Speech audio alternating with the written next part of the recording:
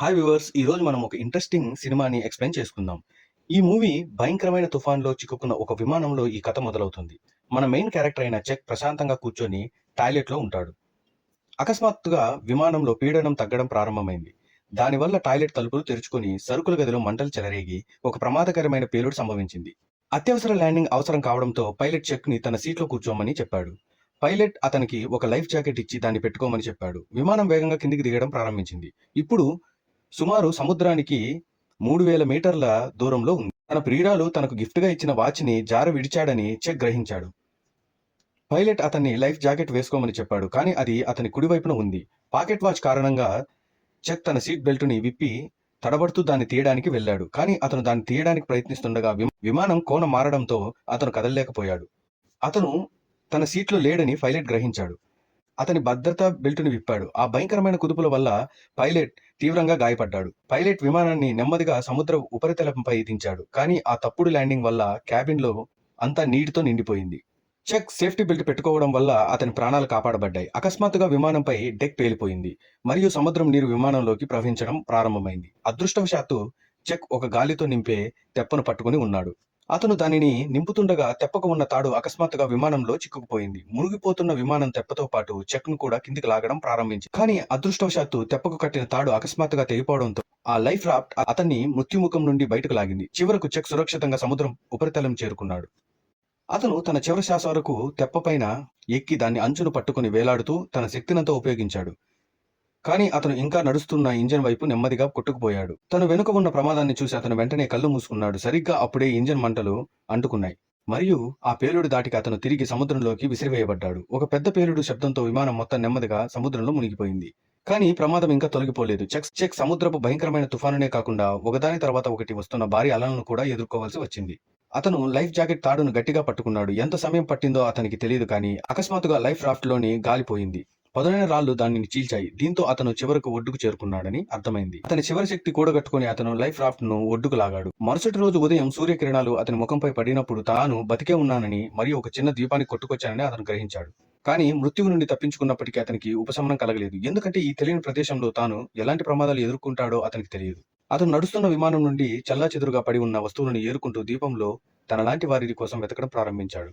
కానీ అతను చుట్టూ చూసినప్పుడు అతనికి అంతులేని నిశ్శబ్దం మాత్రమే స్వాగతం పలికింది. ప్రపంచం పటంలో కూడా లేని ఒక ద్వీపంలో తాను చిక్కుకుపోయాడని స్పష్టమైంది. అక్కడ ఎవరైనా ఉన్నారా? అక్కడే చిక్కుకుపోయి చనిపోతానేమోనని భయపడ్డాడు. తనను తాను కాపాడుకోవడానికి రకరకాల మార్గాలను ఆలోచించడం మొదలుపెట్టాడు. కానీ ఆ సమయానికి సముద్ర తీరంలో సహాయం అనే రాయడం తప్ప అతనికి మరో ప్రభావవంతమైన మార్గం తోచలేదు. తొందరగానే రాత్రి పడింది. అటుగా వెళ్లే పడవ ఏదైనా తనను చూస్తుందేమోనని అతను ఇంకా ఆశిస్తూనే ఉన్నాడు. కానీ రాత్రి గడిచే కొద్దీ అతని ఆశలు నెమ్మదిగా సన్నగిల్లాయి. ఆ నిశ్శబ్దం భయంగా మారింది. అడవిలోని అత్యంత ప్రమాదకరమైన జీవుల శబ్దాలు నిరంతరం వినిపిస్తుండటంతో అతను భయంతో వణికిపోయాడు. మరుసటి రోజు అతను సేకరించిన వస్తువులతో ఒక తాత్కాలిక విశ్రాంతి స్థలాన్ని నిర్మించుకుని విమానం నుండి దించిన సామానును తనిఖీ చేయడం ప్రారంభించాడు. ఇప్పుడు తన ప్రియురాలు ఇచ్చిన పాకెట్ వాచ్ తప్ప అతని వద్ద ఉపయోగపడేది ఏమీ లేదు. ఆమెతో గడిపిన క్షణాలను తలుచుకుంటూ ఈ విమానంలో వచ్చినందుకు అతను మరింత పశ్చాత్తాపడ్డాడు. నిజానికి కెల్లీ ఒక వ్యాపార పర్యటనకు వెళ్లే ముందు క్రిస్మస్ కు తిరిగి వచ్చాక పెళ్లి చేసుకోవడానికి వీలుగా చెక్కుకు ఒక జేబు గడియారాన్ని ఇచ్చింది. కానీ ఒక అకస్మాత్తు విమాన ప్రమాదం ఆ పెళ్లికి ముగింపు పలికింది. ఆ ప్రమాదంలో చెక్ చనిపోయాడని అతని కుటుంబ సభ్యులందరూ భావించినప్పటికీ అతను మొండిగా బ్రతికే ఉన్నాడు. కానీ ఈ నిర్మానుష్య ద్వీపంలో ఆహారం, నీరు ఒక పెద్ద సమస్యగా మారాయి మరియు చెక్ ఇంకెంతకాలం బ్రతుకుతాడో ఎవరికీ తెలియదు. అతను తన కంపెనీకి చెందిన అనేక ఫార్ములాలను సేకరించాడు. కానీ వాటిని తెరవకూడదని నిర్ణయించుకున్నాడు. ఎందుకంటే అతనికి అది తన పనిలో నిజాయితీకి సంబంధించిన విషయం. తాను ఒక అపరిచిత ద్వీపంలో చిక్కుకుపోయినప్పటికీ తన వినియోగదారుల నమ్మకాన్ని వమ్ము చేయడం అతనికిష్టం లేదు. నిన్న అతను సముద్రపు ఒడ్డున సహాయం కోరే గుర్తులు అలల తాకిడికి ఎప్పుడూ చెరిగిపోయాయి. అతను మళ్లీ సహాయం అని రాయడానికి కొంత పాత చెక్కను ఉపయోగించవలసి వచ్చింది. బ్రతకాలనే చెక్ కోరిక క్రమంగా బలపడింది. తాను ఇక్కడి నుండి బయటపడాలంటే ఎలాగైనా బ్రతకాలని అతనికి తెలుసు. కానీ ఈ నిర్మానుషమైన చిన్న ద్వీపంలో గట్టి కొబ్బరికాయలు తప్ప తినడానికి ఏమీ దొరకలేదు మరియు వాటిని తెరవడానికి అతని వద్ద పట్టు లేనందున వాటిని తెరవడం కూడా చాలా కష్టంగా మారింది. చివరికి అతను ఒక పదునైన రాయితో కొబ్బరికాయను పగలగొట్టి దాని నీటిని రుచి చూశాడు. అది ఆ క్షణంలో అమృతంలా అనిపించింది. కానీ అతనికి కేవలం కొబ్బరికాయతో సంతృప్తి చెందలేదు. తన ఆకలిని తీర్చుకోవడానికి ఈ చిన్న ద్వీపంలో ఇతర భాగాలను అన్వేషించాడు. అతను ఎత్తైన శిఖరాన్ని ఎక్కి ప్రతిదీ చూడాలనుకున్నాడు. కానీ పదునైన రాళ్లు అతని దారిని కష్టతరం చేశాయి. కాబట్టి అతను ఒక రాయితో తన ప్యాంటు గుడ్డను కత్తిరించాడు. దానికి ఆకులు కలిపి ఒక జత బూట్లను తయారు చేసుకున్నాడు. కానీ అతను పర్వతంపైకి చేరుకున్నప్పుడు అది ఒక నిర్బణ ద్వీపం అని గ్రహించాడు. సముద్రం చాలా దూరం వరకు విస్తరించి ఉంది. కానీ అతను తప్ప చుట్టుపక్కల ఇంకెవరూ కనిపించలేదు. తన ప్రాణాలను ఎలా కాపాడుకోవాలని నిశ్శబ్దంతో ఆలోచిస్తుండగా దూరంలో ఒక వింత వస్తువు అతని దృష్టిని ఆకర్షించింది. ఆలోచించకుండానే అతను దాని వైపు పరిగెత్తాడు. తనలాగే బ్రతికి బయటపడ్డ ఒక పైలట్ అనుకున్నాడు. కానీ చెక్ వెనక్కి తిరిగి ఆ పైలట్ ని చూసేసరికి అతను చాలా కాలం క్రితమే చనిపోయాడని తెలిసింది.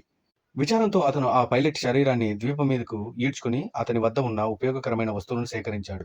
అతను ఇంకా వేసుకునే ఒక జత బూట్లను, ఒక ఫ్లాష్ లైట్ ను, ఒక పాత పర్సును ఉంచుకున్నాడు. ఆ తర్వాత అతను ఆ పైలట్ కోసం ఒక సమాధి తవ్వి అతన్ని అక్కడే పాతిపెట్టి ఒక బండరాయిపై అతని మరణం తేదీని చెక్కాడు. సాయంత్రం చెక్ సముద్ర తీరం కూర్చొని తన బూట్లను వైపు చూస్తూ ఒక వింత విచారం అతని హృదయాన్ని నింపింది. బహుశా ఆ సమాధిలో పడుకునే తర్వాత వ్యక్తి తానే అవుతాడేమోనని అనుకున్నాడు. అందుకే ఆ రాత్రి చెక్కుకు నిద్ర పట్టలేదు. తను ఇలాగే నిష్క్రయంగా కూర్చుంటే తప్పకుండా చనిపోతానని అతను గ్రహించాడు. కాబట్టి మరుసటి రోజు అతను అడవిలో బ్రతికే విద్యను నేర్చుకున్నాడు. తాగడానికి స్వచ్ఛమైన నీరు అవసరం కావడంతో అతను చెట్ల ఆకుల నుండి మంచును సేకరించి ఒక కొబ్బరి చిప్పలో నిల్వ చేసుకున్నాడు. చేపలు పట్టడానికి అతను ఒక చెక్క కర్రను సానపెట్టి ఈటను తయారు చేసుకున్నాడు. ఇదంతా తెలివి తక్కువ పనే అయిన అతని నిరంతర ప్రయత్నాలు అతన్ని నిరాశ చెందకుండా కాపాడాయి. అదే రాత్రి మరుగుదొడ్డిని ఉపయోగిస్తున్నప్పుడు అతనికి ఒక వెలుగు కనిపించింది. పడవ వారి దృష్టిని ఆకర్షించడానికి అతను గట్టిగా అరిచాడు. ఇక తాను ఇక్కడ ఉండవలసిన అవసరం లేదని అతనికి అనిపించింది. తనను ఎవరైనా చూడాలని సంకేతం ఇవ్వడానికి అతను తన ఫ్లాష్ లైట్ ను ఉపయోగించాడు. కానీ దూరం కారణంగా ఆ మసక వెలుగు నిరుపయోగమైనది. అతని దృష్టి నుండి ఆ వెలుగు నెమ్మదిగా మాయమవుతుంది. అతని హృదయం కోపంతో నిస్సహాయతతో నిండిపోయింది. కాబట్టి మరుసటి రోజు ఉదయం సూర్యోదయం కాగానే వారాల తరబడి ప్రయత్నించిన తర్వాత తప్పించుకోవడానికి అదే తన ఏకైక ఆశ కావడంతో అతను ఆతృతంగా చివరికి తెప్పను తీసుకుని ఓడవైపు బయలుదేరాడు. దాన్ని వదులుకోవడానికి అతను ఇష్టపడలేదు. సముద్రాన్ని దాటడానికి అతను ఎంతగానో ప్రయత్నించినప్పటికీ పదే పదే అలల తాకిడికి గురయ్యాడు. అతను లెక్కలేనన్ని సార్లు ధైర్యం కూడగట్టుకున్నాడు. కానీ ప్రతిసారి అలలు అతని వెనక నెట్టేశాయి. అయినా అతను వదులుకోవడానికి ఇష్టపడలేదు. అతను తీవ్రంగా ప్రయత్నించాడు. కానీ చివరికి అలలు అతన్ని ముంచేశాయి. అతను నీటిలోకి వెళ్లిన వెంటనే అకస్మాత్తుగా ఒక పదునైన సముద్రపు రాయి ఢీకొట్టడంతో అతనికి తీవ్రమైన నొప్పి కలిగింది. అతని తొడ నుండి రక్తం కారుతోంది. ఇక ముందుకు వెళ్లే శక్తి అతనికి లేదు. అతను చాలా దయనీయమైన పరిస్థితిలో విసుకుపోయి తెప్పను ఒడ్డుకు లాక్కెళ్లాడు. సాయంత్రం అకస్మాత్తుగా ఉరుములతో కూడిన భారీ వర్షం కురిసింది. ఇది ఇప్పటికే గాయపడిన చెక్ బాధను మరింత తీవ్రంగా చేసింది. అతను కంపెనీ సామానులను కప్పడానికి మాత్రమే ఆ తెప్పను ఉపయోగించగలిగాడు. రక్తం కారుతున్న కాలుతో అతను వర్షం నుండి ఆశ్రయం కోసం వెతికాడు. అతనికి ఒక చిన్న గుహ కనిపించింది. గుహలో ఉండటానికి కొన్ని గుక్కల మురికి వర్షపు నీటిని తాగాడు. దాదాపు పూర్తిగా నీరసించిపోయిన అతని గాయపడిన శరీరం ఇక భరించలేకపోయింది. దాంతో అతను నేలపై కుప్పకు వెళ్ళిపోయాడు. అతనికి వెనకాల ఉన్న ఫ్లాష్ లైట్ బ్యాటరీ అయిపోవడంతో అది కూడా చీకట్లో మునిగిపోయింది. మరుసటి రోజు చెక్ తీవ్రమైన నొప్పితో మళ్లీ మేల్కొన్నాడు. ఆ ప్యాకేజీలో అతనికి డజన్ వీడియో టేపులు, బహుమతిగా అలంకరించిన ఒక వాలీబాల్, అత్యంత స్టైలిష్ గా కనిపించే ఒక జత స్కేట్లు దొరికాయి. కానీ అతను చివరి పార్సల్ను తెరవకూడదని నిర్ణయించుకున్నాడు. బహుశా నిరాశ పడకూడదనుకున్నాడేమో, లేదా ఆశ వదులుకోకూడదనుకున్నాడేమో. అతను ఆ పార్సిల్ ప్యాకింగ్ లో వాడిన ఫోమ్ ను తన గాయానికి పెట్టుకున్నాడు. తర్వాత తన షూలేస్ ని విప్పి వాటితో ఒక తాత్కాలిక కట్టు కట్టుకున్నాడు. అతని షూల బ్లేడ్లను అత్యంత ఉపయోగకరమైన పనిముట్లుగా మారాయి. మరియు ఆ పొడవాటి గౌన్ యొక్క నల్లని మెష్ తో ఒక సాధారణ చేపల వలను తయారు చేసుకున్నాడు. ఆ చేపల వల సహాయంతో అతను చాలా రోజుల తర్వాత మొదటిసారిగా కడుపు నిండా భోజనం చేయగలిగాడు. పచ్చాహారాన్ని మింగడం సులభంతరం చేసుకోవడానికి చెక్కను రుద్ది నిప్పు రాజేయాలని నిర్ణయించుకున్నాడు. కానీ ఉదయం నుండి సాయంత్రం వరకు, మళ్ళీ సాయంత్రం నుండి మరుసటి ఉదయం వరకు నిర్వారామంగా ప్రయత్నించినప్పటికీ అతని గుండెలోని ఆ చిన్న నిప్పు రవ్వ అతను ఆశించిన మంటగా మారలేదు. రుద్దుకోవడం వల్ల అతని 2 చేతులు కమిలిపోయాయి. కొంత రక్తం రావడం మొదలైంది. అది చెక్ కోపాన్ని మరింత పెంచింది. ఆ ద్వీపంలో కష్టాలు, పాత గాయాలు అతన్ని పూర్తిగా కుంగదీశాయి. చెక్ ఒడ్డున కూర్చొని నీటితో తన గాయాలను కడుక్కున్నాడు. కానీ ఆ తీవ్రమైన నొప్పి అతన్ని మళ్లీ బాధ కలిగించింది. ఇప్పుడు అతనికి బ్రతకడం అనేది తప్పుకోలేని ప్రశ్నగా మారింది. అతను కోపంతో విసిరిన వాలీబాల్ అతని కాళ్ళ దగ్గర పడి ఉంది. దానిపై ఉన్న తాజా ఎర్రటి అరచేతి ముద్ర ప్రకాశవంతంగా మెరుస్తోంది. అప్పుడు అతనికి ఒక వింత ఆలోచన వచ్చింది. అతను తన లాలాజలాన్ని ఉపయోగించి ఆ అరచేతి ముద్రపై 2 కళ్ళు ఒక చిరునవ్వును సృష్టించాడు. ఇప్పుడు ఆ వాలీబాల్ ఒక మనిషి ముఖంలా ఉంది. బహుశా తన తీవ్రమైన ఒంటరితనం వల్ల అతను ఆ ముఖాన్ని తన స్నేహితుడిగా చేసుకోవాలని నిర్ణయించుకున్నాడు.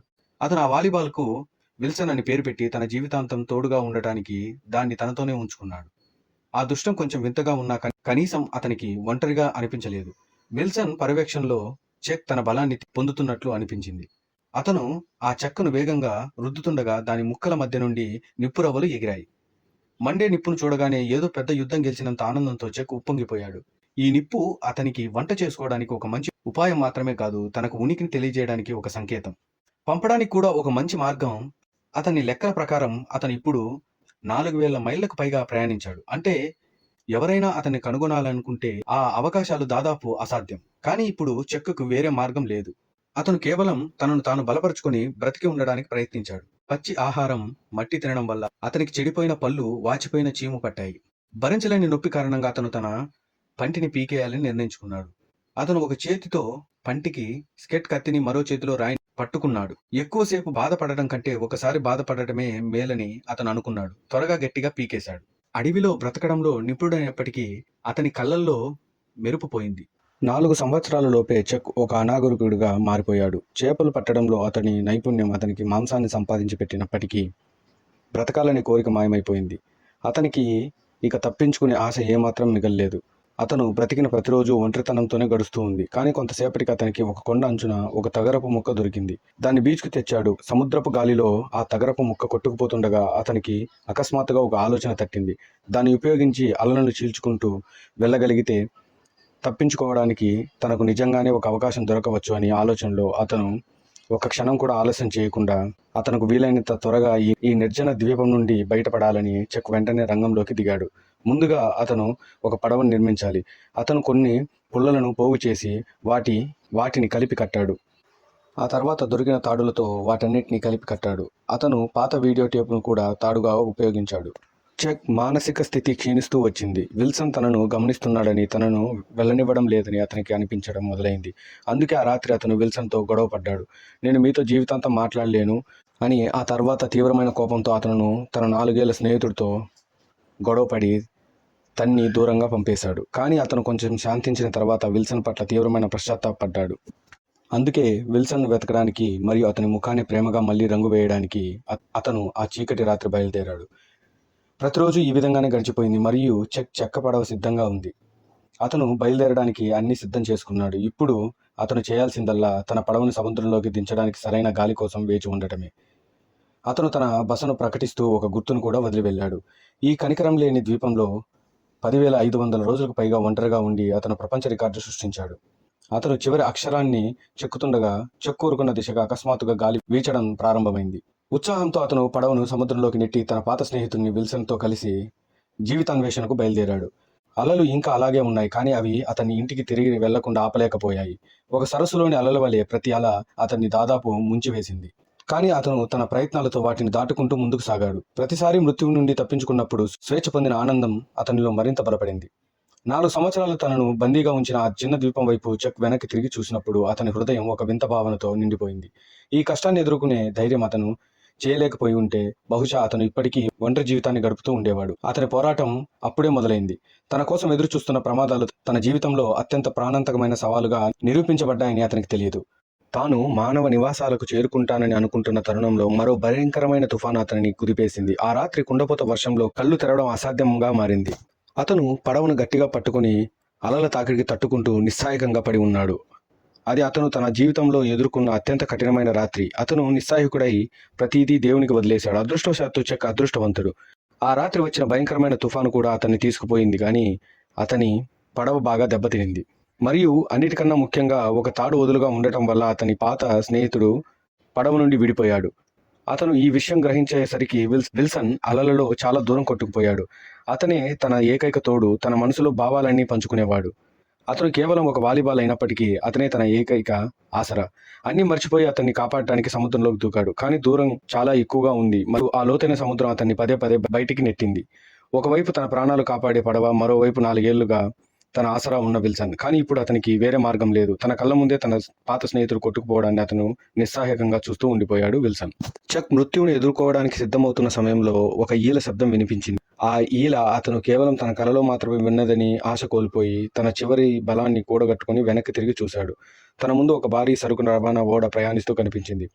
అప్పుడే ఓడలోని వారందరూ కూడా చెక్ను చూశారు. అలా సంవత్సరాల కష్టాల తర్వాత చెక్ చివరకు విమానం ఎక్కి ఇంటికి తిరిగి వచ్చాడు. అతను క్షేమంగా తిరిగి వచ్చిన కథ అతన్ని పట్టణమంతా ప్రసిద్ధి చెందేలా చేసింది. కానీ చెక్ పట్టించుకోలేదు. అతను కేవలం 4 ఏళ్లుగా చూడని తన ప్రియురాలిని చూడాలనుకున్నాడు. కానీ ఆమెకు బదులుగా ఒక వ్యక్తి తలుపు తెరిచినప్పుడు ఆశ్చర్యపోయాడు. ఆ వ్యక్తి చెక్తో, "నేను కెల్లీ భర్తను, జెర్రీ" అని చెప్పాడు.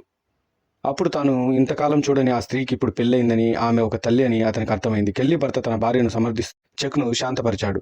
"బహుశా మీరు ఆమెకు మరికొంత సమయం ఇవ్వాలి" అని చెప్పి అతను వెళ్ళిపోయాడు. కెల్లీ ఏడవడం చూసి చెక్ ఆమె పరిస్థితి అర్థం చేసుకున్నాడు.